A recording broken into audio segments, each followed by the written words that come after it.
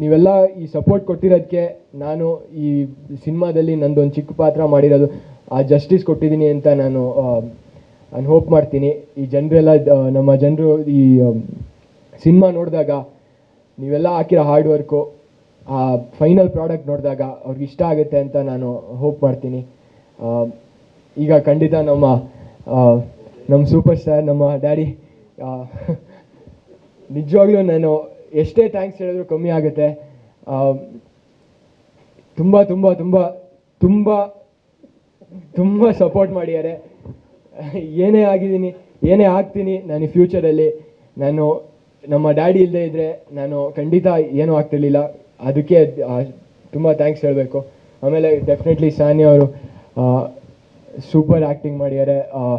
ಅವರಿಂದ ತುಂಬ ಕಲಿಯೋದಿತ್ತು. ಅಷ್ಟೇ, ಥ್ಯಾಂಕ್ ಯು.